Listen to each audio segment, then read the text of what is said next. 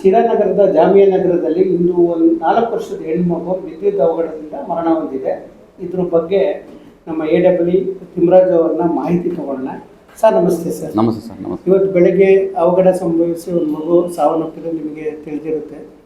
ಇದು ಹೇಗೆ ನಡೀತು ಎಲ್ಲ ಈಗ ಏನಂತ ಇದ್ದಾರೆ ಅಂದರೆ, ಅಲ್ಲಿ ಇರೋ ನಿವಾಸಿಗಳು ನೋಡಿ, ನಾವು 3 ದಿನದಿಂದ ನಮ್ಮ ಫ್ರಿಜ್ಜಸ್ಸು, TV, ಫ್ಯಾನು ಎಲ್ಲ ಬರ್ನ್ ಆಗ್ತಾಯಿತ್ತು. ನಾವು ಫೋನ್ ಮಾಡಿದ್ರು ಯಾರೂ ಬಂದು ಅಟೆಂಡ್ ಮಾಡಿಲ್ಲ.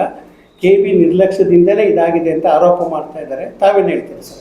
ಸರ್, ಈ ಬಗ್ಗೆ ನಮಗೆ ಶಾಖಾಧಿಕಾರಿಗಳು ಅದಕ್ಕೆ ಸರಿಯಾದ ಒಂದು ಉತ್ತರವನ್ನು ಕೊಡಬೇಕಾಗತ್ತೆ. ಮೊದಲನೇದಾಗಿ ಆ ಕಂಪ್ಲೇಂಟ್ ರಿಜಿಸ್ಟರ್ ಆಗಿದೆಯಾ ಇಲ್ವಾ, ಅಥವಾ ಅವ್ರು ಕಂಪ್ಲೇಂಟ್ ರಿಜಿಸ್ಟರ್ ಮಾಡಿದ ಮೇಲೂ ಅವ್ರು ಹೋಗಿ ಅದನ್ನು ಅಟೆಂಡ್ ಮಾಡಿದಾರೆ ಇಲ್ಲ ಅನ್ನೋದ್ರ ಬಗ್ಗೆ ಅದನ್ನು ಮಾಹಿತಿ ತೊಗೊಂಡು ನಾವು ಹೇಳ್ಬೋದು.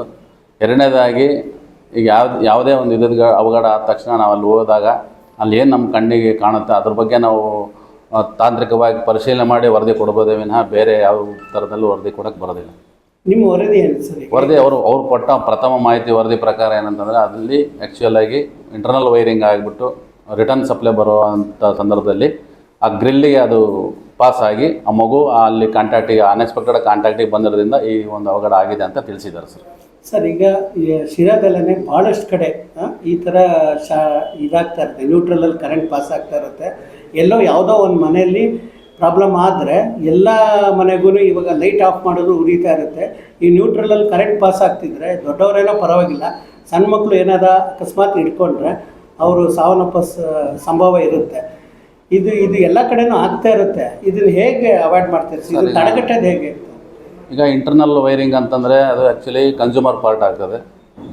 ಅದನ್ನು ಅವರು ದಿನಂಪ್ರತಿ ಅದನ್ನು ಪರಿಶೀಲನೆ ಮಾಡ್ಕೋಬೇಕು. ಮತ್ತು ಅದಕ್ಕೆ ತಕ್ಕನಾದಂಥ ಎಲೆಕ್ಟ್ರಿಕಲ್ ಆಪರೇಟರ್ಸ್ನ ಸೇವ್ ಮಾಡೋಂಥದ್ದು, ಪ್ರೊಟೆಕ್ಷನ್ ಮಾಡೋಂಥದ್ದು, MCB ಮತ್ತು ELCB ಅನ್ನೋ ಒಂದು ಉಪಕರಣಗಳನ್ನ ಅವರು ಉಪಯೋಗ ಮಾಡಿ ಅದನ್ನು ಅಳವಡಿಸ್ಕೊಂಡ್ರೆ ಈ ಥರ ಅವಘಡಗಳು ತಪ್ಪಿಸ್ಬೋದು ಸರ್. ಸರ್, ಈಗ ಆ ಮಗುಗೆ ಹೇಗೆ ಸರ್ ಅದಕ್ಕೆ ಪರಿಹಾರ ಹೇಗೆ? ಅದು ಯಾಕಂದರೆ ಇವಾಗ 3-4 ದಿನದಿಂದ ಅವರು ಫಾಲೋಅಪ್ ಮಾಡಿದ್ರು ಯಾರೂ ಬಂದಿಲ್ಲ, ನಿರ್ಲಕ್ಷ್ಯ ತೋರ್ತಿದ್ದಾರೆ.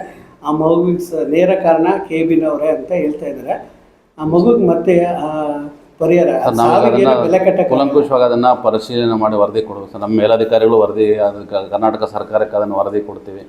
ಆ ವರದಿಯಲ್ಲಿ ಏನು ಬರುತ್ತೋ ಅದ್ರ ಮೇಲೆ ಅದನ್ನು ಬೇಸ್ ಮಾಡಿ ನಾವು ಹೇಳ್ಬೋದು ಸರ್ ಪರಿಹಾರದ ಬಗ್ಗೆ. ಟೋಟಲ್ ಎಲ್ಲ ಟ್ಯಾರಿಫ್ ಸೇರಿ ಒಂದು 40,000 ಇನ್ಸ್ಟಾಲೇಷನ್ಸ್ ಬರುತ್ತೆ ನಮಗೆ. ಟೋಟಲ್ ಮೆನ್ಸ್ ಎಷ್ಟಿದೆ ಸರ್? ಮೆನ್ಸ್ ಈಗ 13 ಮೆಂಬರ್ಸ್ ಇದ್ದಾರೆ. ಅದರಲ್ಲೇ ನಾವೀಗ ಮ್ಯಾಕ್ಸಿಮಮ್ 13 ಜನ ಇದ್ದಾರೆ. ಅದರಲ್ಲಿ ಮತ್ತೆ ಈಗ ನಾವು ನೈಟ್ ಶಿಫ್ಟ್ ಅಂತೇಳಿ ಒಂದು 4 ಜನಕ್ಕೆ ಎಮರ್ಜೆನ್ಸಿ ಇಟ್ಕೊಂಡಿರ್ತೀವಿ. ನೈಟ್ ಏನಾದರೂ ಪ್ರಾಬ್ಲಮ್ ಆದರೆ ಅದನ್ನು ಅಟೆಂಡ್ ಮಾಡ್ಲಿಕ್ಕಂತ. ಅದರಲ್ಲಿ ಹೋದರೆ 8 ಜನ ಅರೌಂಡ್ ಸಿಟಿ ಫುಲ್ ಮೇಂಟೈನ್ ಮಾಡಬೇಕಾಗುತ್ತೆ. ಅದರಲ್ಲಿ ಮತ್ತೆ ನಾವು ಕಲೆಕ್ಷನ್ಸು ಎಲ್ಲವನ್ನು ಅವ್ರ ಕೈಯಿಂದನೇ ಮಾಡಿಸೋದ್ರಿಂದ ಸ್ವಲ್ಪ ಮ್ಯಾಕ್ಸಿಮಮ್ ಸ್ಟಾಫ್ ಕಡಿಮೆ ಇದೆ ಸರ್. ಈಗ ಅಷ್ಟು 40 ಕನೆಕ್ಷನ್ಸ್ಗೆ ಯಾವ ರೇಷಿಯೋದಲ್ಲಿ ಬೇಕಾಗುತ್ತೆ ಸರ್ ಲೈನ್ಮೆನ್ಸ್? ಈಗ ವರ್ಕ್ಲೋಡ್ ನಾರ್ಮ್ಸ್ ಪ್ರಕಾರ ಮ್ಯಾಕ್ಸಿಮಮ್ 30 ಮೆಂಬರ್ಸ್ ಆದರೂ ಬೇಕಾಗುತ್ತೆ ಈ ಟೌನಿಗೆ. ಮತ್ತು ಈ ಶಾರ್ಟೇಜ್ ಇದೆ ಸರ್. ಈಗ ಅದನ್ನು ನಾವು ಸರ್ಕಾರದ ಮಟ್ಟದಲ್ಲಿ ಅದು ರಿಕ್ರೂಟ್ಮೆಂಟ್ ಆದರೆ ಮಳೆಗಾಳಿಗೆಲ್ಲ ಆದರೆ ಟೌನ್ ಲಿಮಿಟಲ್ಲಿ ಎಲ್ಲ ಮರಗಳೆಲ್ಲ ಬೀಳ್ತವೆ, ತುಂಬ ಪ್ರೆಷರ್ ಇರುತ್ತೆ. ಆ ಟೈಮಲ್ಲಿ ಹೇಗೆ ಮ್ಯಾನೇಜ್ ಮಾಡ್ತಾರೆ ಸರ್? ಅದನ್ನು ಎಕ್ಸ್ಟ್ರಾ ನಾವು ಫೋರ್ಸನ್ನು ಎಕ್ಸ್ಟ್ರಾ ಮ್ಯಾನೇಜ್ಮೆಂಟ್ ಮಾಡಿ ಇರೋರನ್ನೆಲ್ಲ ಕರ್ಕೊಂಡು ಮ್ಯಾನೇಜ್ ಮಾಡ್ತಾಯಿದ್ವಿ ಸರ್. ಸ್ಟಾಫ್ ಬಗ್ಗೆ ನೀವು ಇದು ಮಾಡಬೇಕು ಸರ್. ಸರ್ಕಾರ ಡೆಫಿನೆಟ್ ಮಾಡಿದ್ದೀವಿ ಸರ್. ಅದೇ ಸರ್ಕಾರದ ಮಟ್ಟದಲ್ಲಿ ರಿಕ್ರೂಟ್ಮೆಂಟ್ ಆದರೆ ನಮಗೆ ಮ್ಯಾಕ್ಸಿಮಮ್ ಜನ ಕೊಟ್ಟರೆ ಇವೆಲ್ಲ ಸಾಲ್ವ್ ಆಗುತ್ತೆ.